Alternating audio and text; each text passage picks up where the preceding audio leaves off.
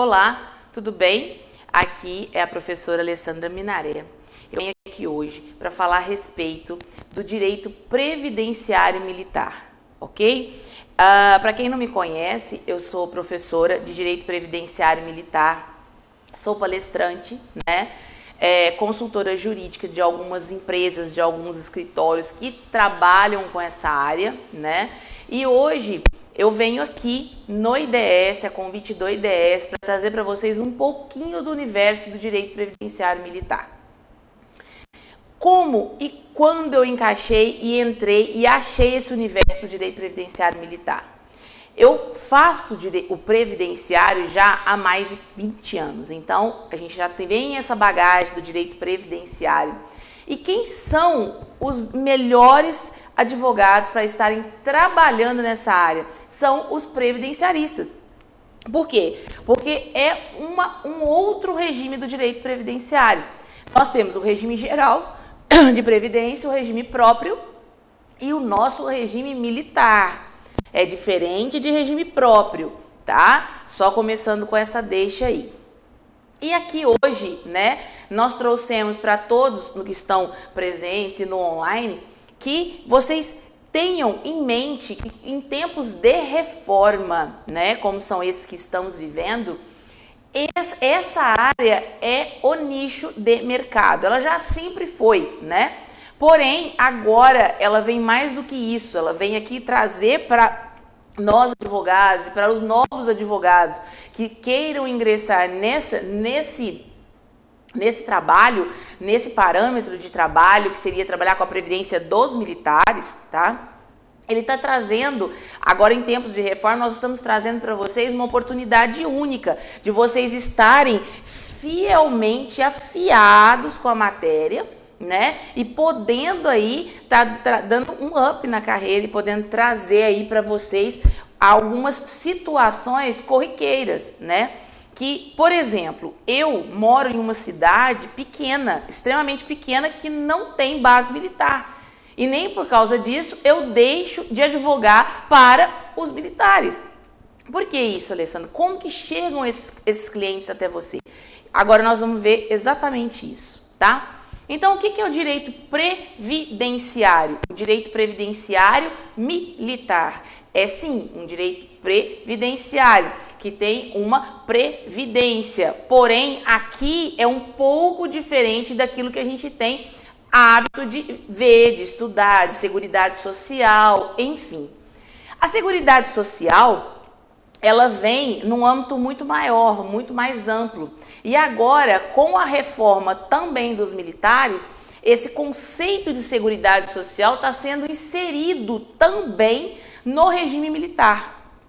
Então, é algo novo, tá? É algo que tem aí, devagarzinho eu vou falando um pouco de cada coisa e levando um pouquinho também para a reforma dos militares, tá? Aqui, o que a gente trabalha com o direito previdenciário militar? A gente tem um campo imenso para trabalhar, né? Quais são as questões que abrangem essa modalidade da advocacia? Quantos de vocês já dispensaram clientes com causas, né, militares de quaisquer natureza? Então, ou seja, dentro do nosso escritório previdenciário, todos os dias aparecem clientes ou de pensão militar ou que trazem para dentro do nosso escritório questões que às vezes não identificamos como previdenciárias e tentamos levar para o âmbito administrativo, que eu vou explicar essa diferença, tá? Então, todos os dias temos clientes. No Rio de Janeiro, Recife, Salvador, essas cidades litorâneas, as bases são assim, tá lotado de base. Brasília, Goiânia, enfim, nas capitais sempre tem. Mas e aí? E aquela pessoa igual você que mora no interior de Minas Gerais, como que você tem essa clientela?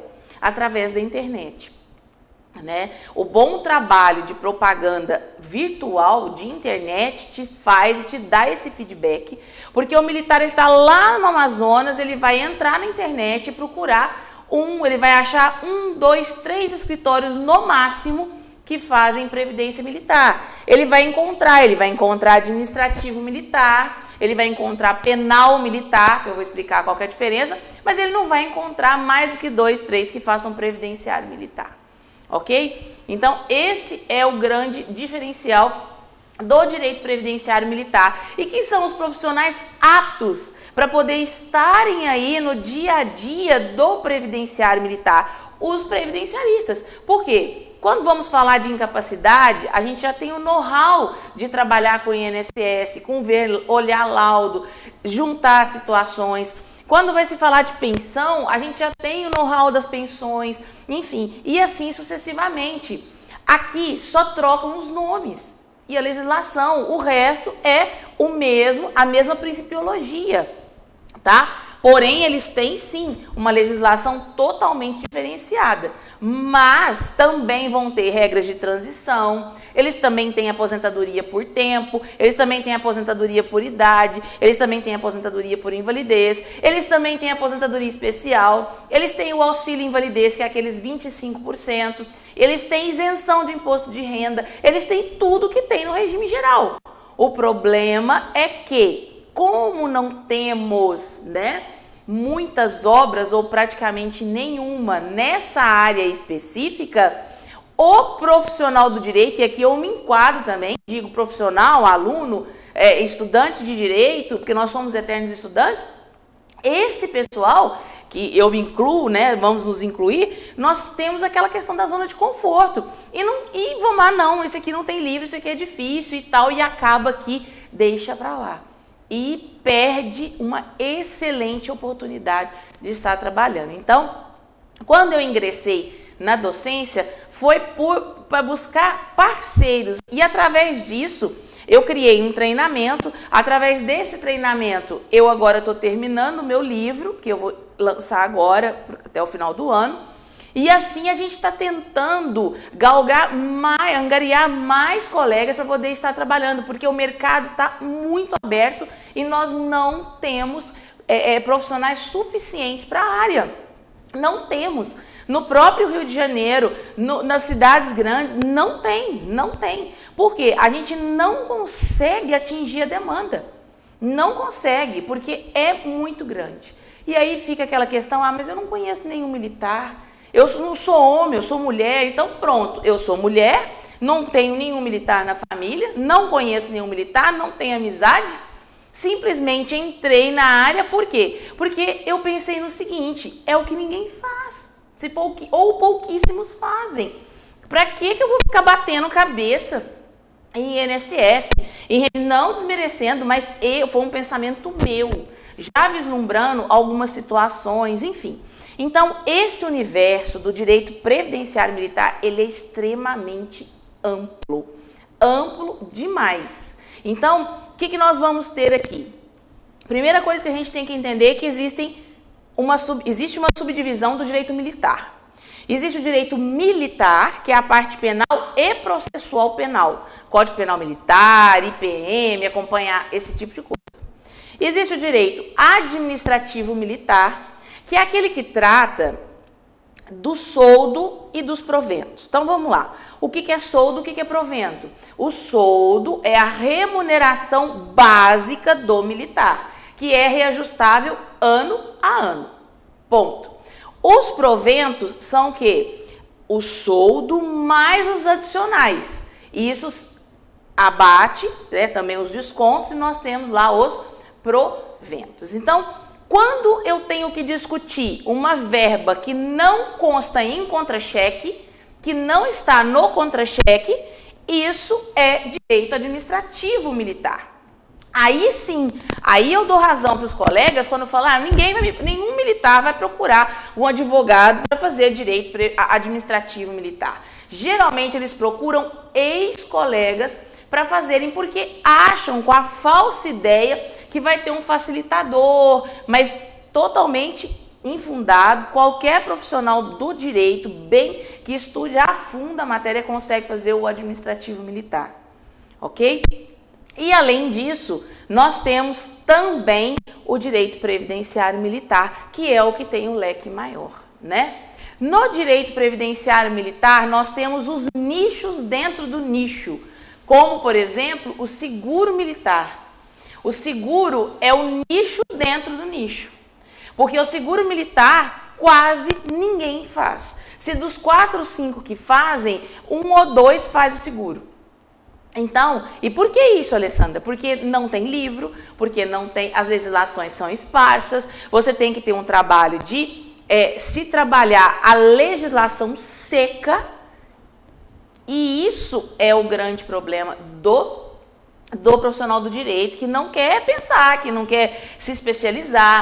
O IDS hoje, né, já mais há muito tempo, né, ele já vem, porque eu já dei aula aqui no IDS, né, foi um prazer, uma honra, quando tive esse curso aqui no IDS. Quando eu dei esse curso no IDS, a gente já tinha toda essa situação. E ali começaram a brotar alguns frutos, algumas pessoas se interessaram e começamos a trabalhar em sistemas de parcerias, porque é assim que funciona, né? Não tem outro jeito de ser, a gente não vai aprender do dia para a noite e a situação está aí batendo na nossa porta. Então, o que acontece com isso? Nessa situação, a gente tem como estar trazendo, né? O IDS está trazendo essa oportunidade única para poder estudarmos todo o procedimento do direito previdenciário militar, desde o atendimento ao cliente até a confecção de peças.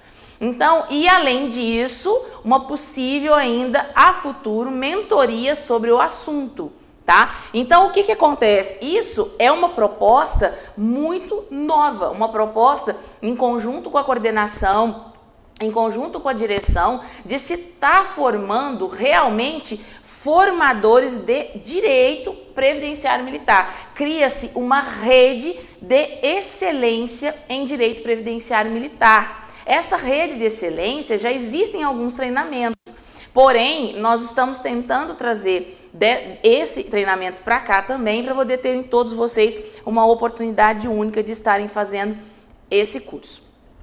Então vamos lá, o que é o direito previdenciário militar, o que a gente tem para trabalhar? Então, como eu disse, o administrativo militar, que é o que a gente vai descartar. Porém, esse administrativo militar aqui são ações previdenciárias em que a gente esgota a via administrativa. É diferente do direito administrativo militar. Aqui eu estou falando o que nós temos para trabalhar. São a parte administrativa militar. Vou dar um exemplo. O militar, né, Forças Armadas, por exemplo, ele tem que incluir um dependente no FUSMA, do FUSA ou no FUSEX, que são os fundos de saúde, tá? Então, o que ele faz? Ele faz um requerimento administrativo, aquilo, ou ele ou você, geralmente ele procura um advogado para fazer inclusão de dependente no plano de saúde, no fundo de saúde. Se ele não te procurar e ele for até lá, bater e voltar, aí ele vai te procurar para você fazer a ação. Mas o ideal é que você já consiga começar a trabalhar no previdenciário militar, diferentemente do que a maioria faz no regime geral, de não trabalhar com a parte preventiva. O advogado tem um mau hábito de querer trabalhar só no contencioso, e nós estamos vendo, se formos depender do contencioso, vamos passar fome. Vamos passar fome, literalmente. Então, a proposta aqui é também trazer uma novidade no sentido de vocês estarem com a oportunidade de trabalhar um preventivo no previdenciário militar. E aí sim vão caber todas as ações administrativas. Tudo em direito previdenciário militar eu tenho que esgotar a via administrativa? Não, tá? Aqui nós não temos que esgotar a via administrativa. A gente espera o prazo razoável da lei, que geralmente é de 30 a 60 dias, tá? Dependendo do pedido. Se não vier, justiça, ok? Porém, nesses casos aqui, podem ter certeza que não acontece como acontece no regime geral, no regime próprio. A gente tem a resposta nesse prazo. Se ultrapassar, é pouca coisa e eles nos avisam, ok? O contencioso militar é quando aqui não deu, vamos para cá. Ou então a pessoa nem são algumas ações que não tem a parte administrativa, que a gente já entra direto no contencioso. Por exemplo, o militar, né, temporário. Quem são os temporários? São os militares que trabalham com aquele tempo X delimitado. Não são militares de carreira, não são concursados, ok? São militares temporários. Às vezes entram pelo serviço militar obrigatório, aquele de 18 anos, que é o recruta, que, aqui já deixando um parênteses, né, aspas, o recruta não tem previdência militar, um assunto super, hiper polêmico, tá? Porque se acidentam e aí a gente tem que fazer várias ações para conseguir trazê-lo de volta e conseguir os benefícios, tá? E aí o que acontece? Esse temporário não é recruta, ele era recruta e aí ele foi reengajando ano a ano, tá? Ele, quando reengaja o primeiro ano, até no limite de 7, 8, dependendo da época, né? Porque eram de 10, depois passou para 8, depois para 7. O que vai acontecer? Esse reengajamento, né? Ele dá a ele a condição de militar temporário, né? Nesse período, muita coisa pode acontecer, né? Ele pode se acidentar, ele pode se machucar, ele pode adoecer, né? E aí o que acontece? Como ele paga previdência como um militar de carreira, ele tem os mesmos direitos. Porém, infelizmente, você é bom para a força enquanto você tá bem de saúde, né? E você tem como fazer TAF. O que é TAF? Teste de aptidão física. TFM, o que é TFM? Teste de físico militar. Então, tudo isso é que vai fazendo com que o militar vai galgando os degraus, sempre lembrando que o grau hierárquico é de baixo para cima, tá? Então, é soldado, cabo, depois vem terceiro, segundo e primeiro sargento, e assim sucessivamente. Então, o que acontece aqui, né? Nesse caso do militar temporário, tá? Do militar temporário, ele traz, né? Ele traz nessa situação aqui um monte de ações. Por exemplo, ele pega, se machuca em serviço e aí simplesmente ele não dá conta de fazer TAF. O que eles fazem com ele? Rua, né? Isso é o que nós vamos ter todos os dias. Então aqui já dá para ver que o nosso público-alvo para começar um bom trabalho de previdenciário militar são quem? Os temporários. E aí, o que a gente faz com esses temporários? Eles saem da força, ou por baixa ou excluídos, doentes ou não doentes ou acidentados. A gente vai trazê-los novamente por força judicial para a força, certo? Colocá-los de auxílio doença, que não é esse nome, mas recebendo assistência médica hospitalar e o seu salário, que também não tem esse nome, sim, proventos, né? E ainda acumular o pedido com o pedido de reforma, que seria a aposentadoria por invalidez. E esse cliente ainda vai ter o seguro.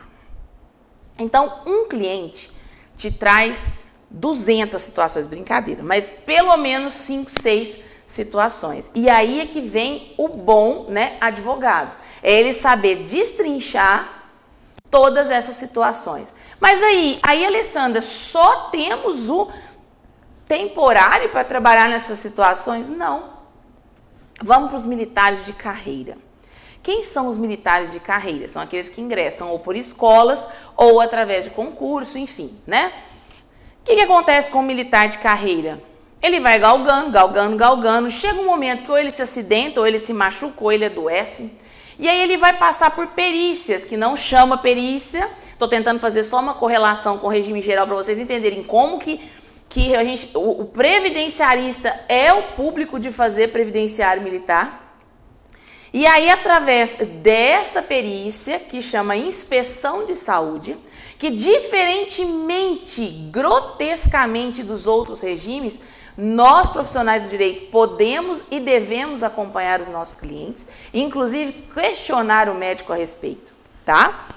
Independentemente de ser a perícia final ou não, a quesitação ou não.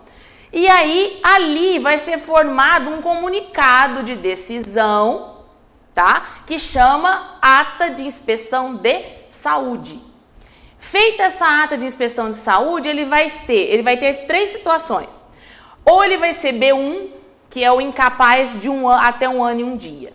Ou ele vai ser B2, que é o incapaz mais de 1 ano e 1 dia, até 2.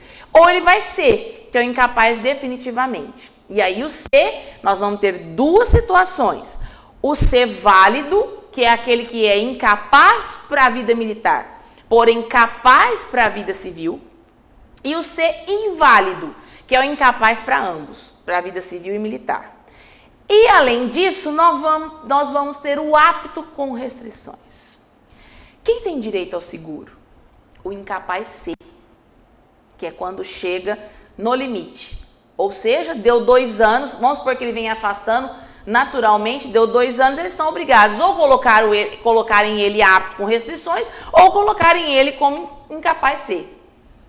E aí, o que acontece com isso? Muitas das vezes o militar pega um incapaz C, pega a reforma e vai embora para casa. E esquece do seguro, porque ele também não sabe.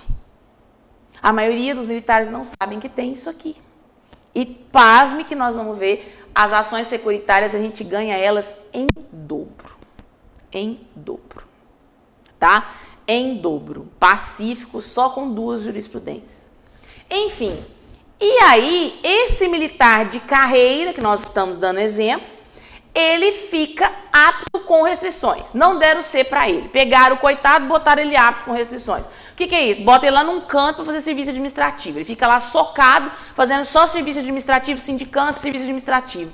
E nunca mais faz TAF, nem teste de físico militar, e nunca mais vai subir de patente. Fica estagnado. Aí ele não vai procurar o advogado porque ele desconhece a condição dele de conseguir o quê? Que leve ele do apto com restrições para o incapaz C, consiga reformá-lo e ainda consiga a sua ação securitária. Então, vejam vocês, nós temos 2 frentes de trabalho, né? Só em poucas coisas. E aquele que eu falei que saiu lá sem direito a nada, que era o temporário, ele ainda tem o acerto trabalhista, que chama pecuniária, que ele não recebeu. Porque geralmente quando eles desligam, eles não recebem a pecuniária. Então, quando ele retorna, ele recebe a pecuniária, ele recebe a reintegração, que nada mais é do que o restabelecimento de auxílio-doença, desde a data que foi colocado para fora. Ele recebe mês a mês o salário integral até sair a reforma. Quando ele se aposenta por invalidez, ele recebe o seguro. E ainda, se ele tiver alguma doença muito incapacitante, ele tem direito à isenção de imposto de renda e os 25% a mais. Por quê? Que chama auxílio invalidez. O auxílio invalidez é aquele acréscimo de 25% no salário, né, que no caso dos proventos do militar, tá? Esses 25%, no caso do militar, não interessa se ele saiu doente ou não. Ou seja, se ele se aposentou por invalidez ou por tempo de serviço, ou se ele se aposentou, né? Tô falando assim para todo mundo entender, porque é uma palestra bem mais didática. Nós para poder entrarmos nos termos técnicos, ia ter que começar do zero para a gente entender todos os termos técnicos, mas independentemente da forma que ele se aposentou, ele tendo um agravamento da doença e também não tem que fazer correlação com a doença que ele saiu, tá? Ele tendo uma situação mesmo que nova, que ele esteja incapacitado de dirigir, de fazer as coisas sozinho, ele tem direito ao auxílio invalidez e à isenção de imposto de renda. E pasmem, são 2 situações que a gente consegue, na maioria das vezes, administrativamente, certo? Então, assim, falei pouquíssimas coisas, ainda tem muita coisa para trabalhar. Além disso, nós temos as pensões militares, que é um universo imenso. E agora nós estamos vivendo um momento muito importante das pensões militares, que é o momento dos cortes, né? O pente fino das pensões militares, né? O INSS, o TCU, todos os órgãos, né? Os pagantes das pensões se unificaram em informações e estão fazendo os cortes, tá? Então tem pensionistas que já estão pensionadas há mais de 20, 30 anos e eles estão mandando uma carta dizendo que ela tem que optar ou por uma ou pela outra e cortando, tá? Isso tem em texto de lei que não tem essa necessidade, né? E não existe essa situação de opção, né? Até porque vamos esquecer a legislação previdenciária, militar e vamos pensar em outra situação. E o direito adquirido? Né? Ela recebeu a vida toda. Então a gente tem que, se você não sabe nada de previdência militar, você monta com base na Constituição Federal e no direito adquirido, nas legislações de direito adquirido e pronto. Sabe? Então, assim, não é nada... existe um modelo pronto de peça. Tá, hoje eu fiz um material onde a gente tem alguns modelos de peça básico, entendeu? Um material que a gente até faz de venda. Porém são peças básicas, né? Porém, é muita coisa para se colocar dentro de um único material, né? Mas a base é aquela, a gente tem que ter pelo menos a base da Constituição Federal e das legislações que nós vamos falar aqui. Ok? Quem são nossos clientes, né? Como eu disse, quem são? Os militares e ex-militares. Por que a gente fala ex-militar? Essa palavra não é correta no sentido assim, você não pode utilizar isso com um militar que foi militar ou deixou de ser porque ele se sente até ofendido. Mas para efeitos didáticos e até para o próprio juiz entender, na procuração a gente tem que colocar militar ou ex-militar. Por quê? Porque aqui a gente consegue explicar que ele está na ativa ou inativo, tá? Militares na ativa e na inatividade, militares de carreira ou temporários, né? E temporários. Não existe previdência para militares temporários que são do tiro de guerra, que são aqueles temporários do TG, do Serviço Militar Obrigatório, que é o caso do marinheiro também, na Marinha, que também tem aquela situação de estar cumprindo o Serviço Militar Obrigatório. Então, nesse caso aqui, né, é que vem as grandes polêmicas. Quantos meninos adoecem, né? Quantos meninos de 18 anos no Serviço Militar Obrigatório se machucam? Eu tive casos de eles se dilacerarem, enfim, e aí vem a briga. O que você faz? Você vai levar um menino desse para o regime geral? Ele nunca teve uma contribuição na vida. O que nós vamos conseguir para ele? Nada. Trazer ele para o regime militar, a legislação não ampara porque ele não tinha contribuição. Então é uma coisa muito complexa. E aí agora a gente começou a achar alguns caminhos, né?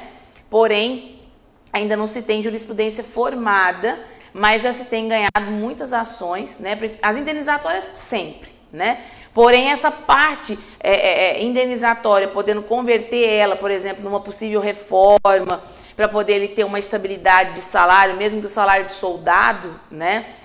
Por exemplo, um salário de soldado hoje é R$ 1.300, R$ 1.500. Porém, se ele consegue aí um auxílio invalidez, né? E ainda uma isenção, ele pode chegar a 3.000, 3.200. Então, é algo que a gente tem aí buscado, brigado e começado a ganhar isso judicialmente, tá? A legislação mãe, né? Por onde que eu começo, Alessandra? A legislação mãe é a 6880/80, que é o Estatuto dos Militares, tá? Que vai reger todas as situações das Forças Armadas e Auxiliares, que são PMs e bombeiros, tá? Esses últimos também, concomitantemente, vão ter os estatutos estaduais. Então, agora nós vamos falar a respeito de uma situação bem delicada, que é o grande problema, a grande confusão da maioria dos profissionais do direito, que são com relação aos PMs e bombeiros. PM e bombeiro não é, para efeito de previdência, não é servidor público estadual. Para efeitos de previdência, ele é regime militar. Ele está descrito na 6880/80. Mas eu vi um monte de lei no estado, um monte de legislação, um monte de coisa. Sim, só que o que acontece? A gente tem algumas legislações que são básicas, que é a 6880/80, a 3765/60, que é a Lei das Pensões Militares de 1960.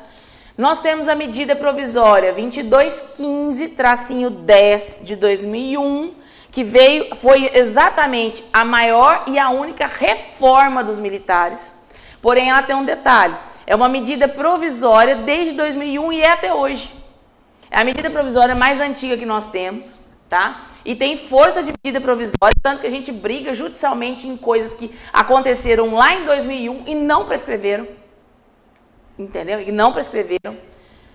E além disso, existem ainda o estatuto, né? As legislações que galgam planos de carreira, né? E ainda as de pensões militares. Então, Marinha, Exército, Aeronáutica, PM e Bombeiro vão seguir assim até a hora que fala pensão militar e a parte de plano de carreira, certo? Aí ela bifurca. Nessa bifurcação, eles têm as legislações estaduais complementares. Então, ele não deixa de ser previdenciário militar do Estatuto dos Militares. Ele só tem uma complementação por conta da territorialidade. E isso é a grande confusão. Agora, com a reforma dos militares e deixando claro que a reforma dos militares é uma PL, tá? É um projeto de lei e não uma PEC, como do regime geral e do regime próprio. E sendo uma PL, com certeza ela vai ser aprovada rapidamente, que aí aqui já é direito constitucional, né? Que a gente tem que ter menos quórum, não precisa passar em duas vezes na mesma casa, enfim. Então, com certeza ela vai ser aprovada. E essa reforma, ela vem regularizar exatamente essas situações. Ela altera a 6880, ela altera a lei de pensão militar, ela regulariza a MP de 2001 e ela coloca uma única regra de transição.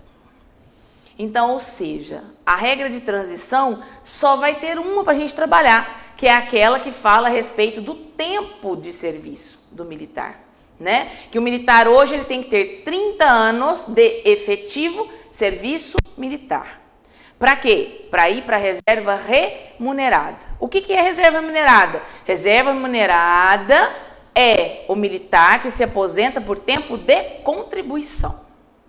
E quando ele aposenta doente? Ele é reformado. Ah, Alessandra, mas eu já vi falar que o cara aposentou por tempo e depois ele foi reformado. É porque quando ele entra, aposenta por tempo, com o nome de reserva remunerada. Quando chega um limite de idade, que ele não pode mais ser chamado, convocado a qualquer hora, por exemplo, hoje é de 60 anos, vai passar para 77. Quando ele é chamado, 66, vai passar para ele pode ser chamado a qualquer tempo, enquanto ele estiver na reserva remunerada. A partir do momento que ele chegou à idade, ele vai passar a ser reformado ex officio, né? Ele não pode ser mais chamado. Então não quer dizer que ele saiu doente, mas aquele que sai doente, inapto, ele é chamado, não é nem doente, ele é inapto, ele é chamado de reformado. Aquele que sai apto com o tempo de serviço, ele foi para a reserva remunerada. E os recrutas? Quem fez exército, quem não fez, aquele que deu aquele dispensado lá por excesso de contingente, estão também na reserva, só que sem remuneração. Tanto que eles têm o documento da reservista, porque eles são reservistas do Brasil, eles são reservistas das Forças Armadas do Brasil. Em um estado de calamidade pública, todos são convocados. Inclusive os que já se aposentaram por tempo e aqueles que nunca puseram o pé dentro de uma base militar, tá? Então, nós temos essas três categorias: reserva com remuneração, reserva sem remuneração e reformados, tá? E aí, falando dessa situação, eles têm que ter 30 anos de efetivo serviço militar hoje, né? Com a reforma, eles vão pagar um pedágio. Eles vão pagar um pedágio de 17% para poder passarem para reserva, para inatividade.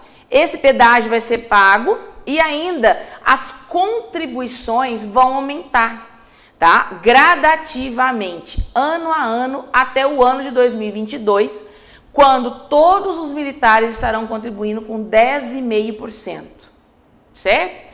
Porém, existe uma contribuição que é aquela contribuição alternativa ou facultativa, como muitos chamam, aquela contribuição do 1,5%.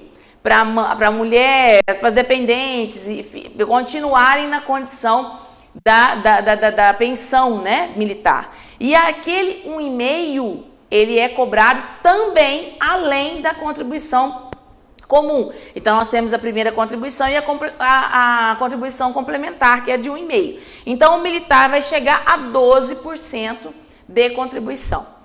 Além disso, as viúvas, né, as pensionistas também, filhas, enfim, elas não pagavam contribuição. Agora, com a reforma, vão pagar, continuar contribuindo, e também, se quiserem garantir o direito para as filhas de pensão, também vão ter que pagar 1,5 da complementar. Então, ou seja, diferentemente que muitos falam da questão de privilégios, eu não vislumbro dessa forma. Por quê? Porque, inclusive, os recolhimentos vão aumentar, né? Estão tentando regularizar isso de forma que fomente e aumente a questão contributiva dos militares, né?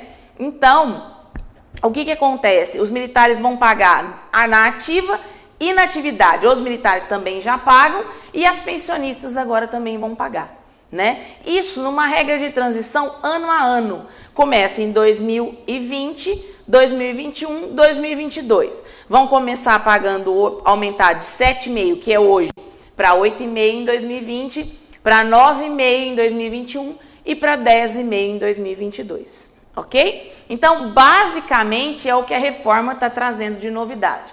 Vai trazer também um grau hierárquico a mais, porque muitos vão ficar ainda mais 5 anos, né? Que a proposta inicial é essa, que se fique mais 5 anos, né? Além dos 30, então teria que ter 35 anos de efetivo serviço militar. Um outro nicho para se trabalhar é a parte de planejamento previdenciário militar, coisa que nós não tínhamos e agora nós temos esse produto de venda, tendo em vista que um militar, por exemplo, das Forças Armadas, ele pode levar tempos de fora quando estiver faltando 5 anos para ele poder estar indo para a reserva. E agora, com a PL, não vai poder mais.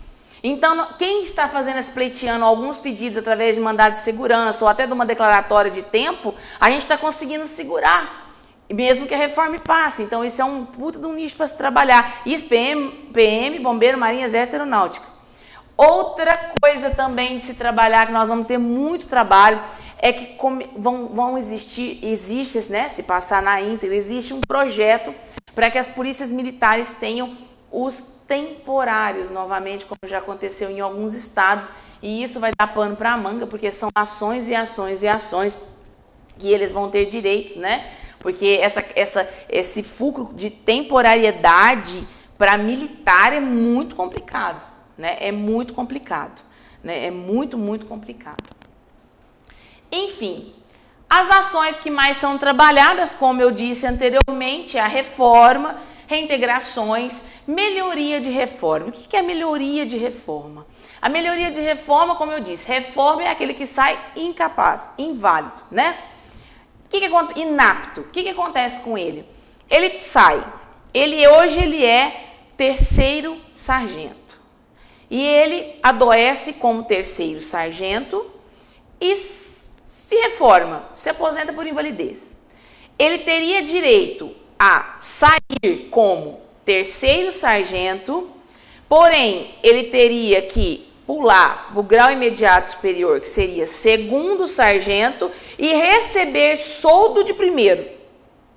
Então, ou seja, isso aqui é o que se galga corretamente. E já foi discutido se isso acabou, se isso não acabou. Até hoje se discute isso e isso está aberto. Essa melhoria de reforma, a gente discute exatamente isso. São os graus que se podem trabalhar dentro do ano que o cara ingressou, no ano que ele se reformou. Então, a gente tem que olhar toda a legislação, que é um outro nicho para se trabalhar. Licença especial, né? Que tem um errinho aqui. A licença especial é o quê? A cada 10 anos de serviço militar, ele tem direito a 6 meses de LR. E o que acontece na maioria das vezes? Eles não gozam da licença especial e quando saem não recebem. E aí você entra com uma açãozinha simples de cobrança de LE e você recebe. E pasme, quando você entra, a força vai lá e te paga antes que o negócio vai para frente. Certo? Planejamento previdenciário militar, que eu disse para vocês que é um novo nicho de mercado, e aqui nós vamos ter uma situação bem legal que vai acontecer também com os PMs nos estados de São Paulo, alguns estados que permitem que o PM tenha outros empregos, eles vão descartar os tempos concomitantes, então aqui a gente tem como estar trabalhando isso também, principalmente no estado de São Paulo, tá? O auxílio invalidez, que é esse acréscimo dos 25%, em cima do soldo do militar, que sai inapto ou apto, né, independentemente, mas que entra nas condições desta lei, que existe uma lei própria para isso, tá? E a isenção do imposto de renda, que é o quê? Nada mais, nada menos do que se o mesmo cliente do auxílio invalidez tem direito à isenção, e vice-versa. Então, são duas ações que vocês têm aí como nicho de mercado para trabalhar. Reforma, né, dos militares, foi o que eu falei para vocês a respeito do pedágio, das alterações, né, uma única regra de transição, nós já falamos a respeito disso. As formas de cobrança desses trabalhos, né? Como nós somos uma categoria elitizada do direito previdenciário, e assim espero que todos permaneçam, né? E não saiam fazendo como fizeram com o regime geral, biscatearam o regime geral, que virou um caos, né? Enfim, então, nesse caso, como nós somos um nicho, nós somos advogados, quem atua são advogados da elite, é uma elite previdenciária, e assim cobra-se por isso. E como se cobra? A gente busca uma excelência de trabalho, por isso da rede de excelência, a gente busca uma excelência de trabalho. E aí, como eu disse, nesse treinamento da rede de excelência, é exatamente isso.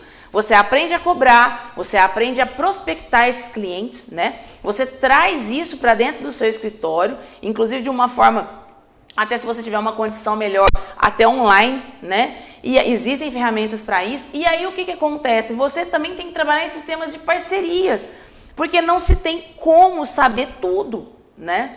Então, nesses casos, né, a gente cobra FD, que é o fundo de despesa.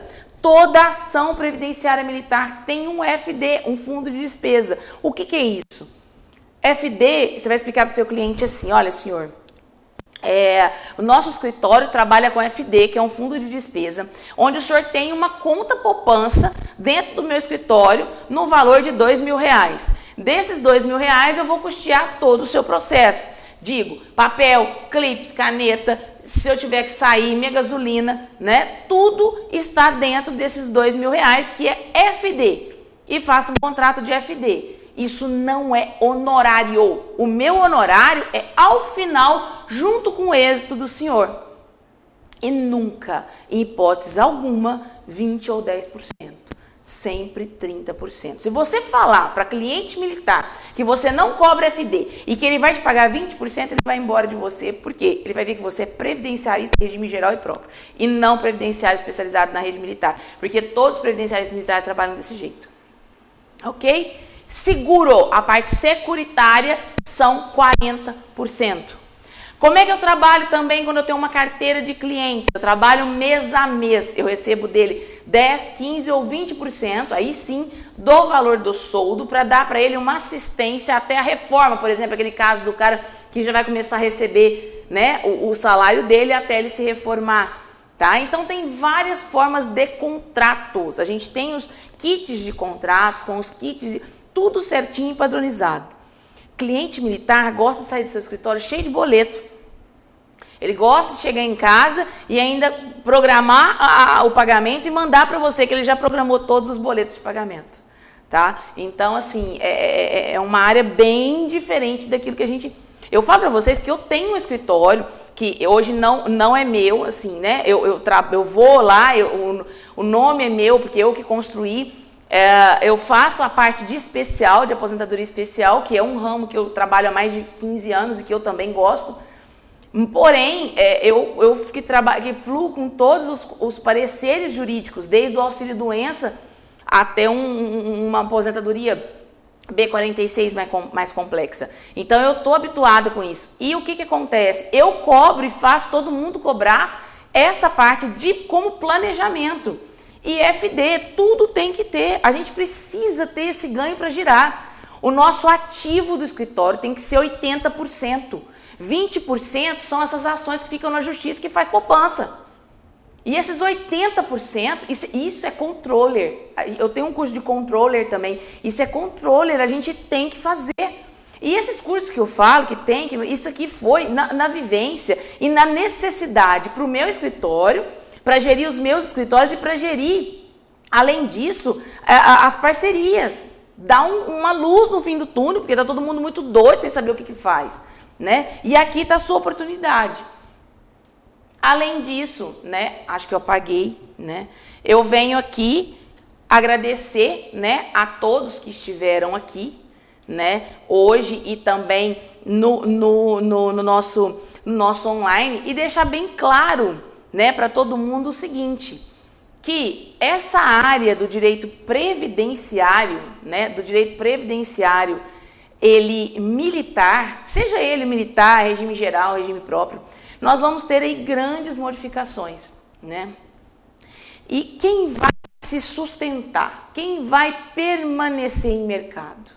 Aquele que se especializa, aquele que estuda, aquele que tira um tempo, 1, 2 horas do dia para poder estar fazendo uma palestra como essa que você está fazendo, uma palestra como o IDS está fornecendo, seja o instituto que for, IEPREV, IDS, CERS, o instituto que for, entendeu? Desde que você se atualize, procura aquele instituto ou aquele curso que mais te adequa.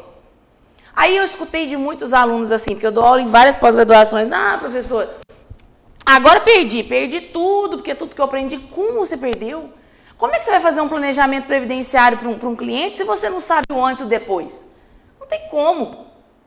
Agora, para você ficar fazendo uma advocacia previdenciária medíocre, qualquer um faz. Qualquer um faz. Entendeu? Agora, o que vai modificar aqui, acho que agora voltou. O que vai modificar no nosso caso, tá? Do previdenciarista militar é um nicho de mercado. É um nicho de mercado, tá? Então, aqui nós temos um nicho de mercado, mas no regime geral também tem nicho de mercado. Por exemplo, o escritório de regime geral meu, 90% é planejamento. Porque nós temos que parar de trabalhar. E regime próprio, tanto de planejamento que tem como fazer. Professor, eu trabalho muito com agente penitenciário, agente socioeducativo. Eles têm N situações. Porque geralmente quando você faz essa área de previdência militar, traz a amizade do PM, do bombeiro, os agentes começam a te procurar. Então é uma consequência normal, natural da coisa. E aí você tem que dar esse respaldo do regime próprio. Então, pós-graduação é o momento, curso de extensão é o momento. Nesse caso nosso aqui, por exemplo, do IDS, vai ter um congresso sensacional agora, 19 e 20 de setembro, salvo engano.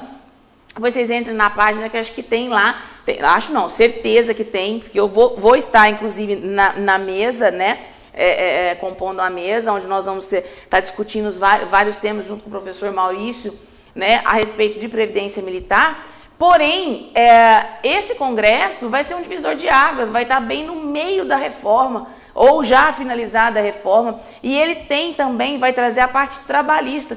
Então, o trabalhista morreu, deu uma balançada, só que tem muita coisa, tudo tem muita coisa para se trabalhar. Agora, aquele advogado que vive do contencioso, único e simplesmente, se ele não tiver uma outra fonte de renda, ele vai passar fome. Entendeu? Porque nós sabemos que a tendência agora é abarrotar o judiciário e a coisa vai emperrar. Porém, nós temos condições de trabalhar não só o contencioso, mas principalmente o caráter preventivo. 90% da demanda dos escritórios que eu trabalho como consultora são preventivas. Inclusive aqui. Tá? Inclusive aqui. Então fica aqui para vocês o meu agradecimento ao IDS, aos diretores do IDS, né? Meu agradecimento aos alunos que compareceram, aos alunos que estão aí no online, né? Um imenso carinho que eu tenho por todos, ficamos todos amigos, sabe? E eu tenho uma rede social que é o mais fácil de me achar, que é o Instagram, @aleminari. Lá tem todas as novidades do IDS, dos outros institutos, para você ficar à vontade e escolher o que for melhor para você, tá bom? Muitíssimo obrigada a todos.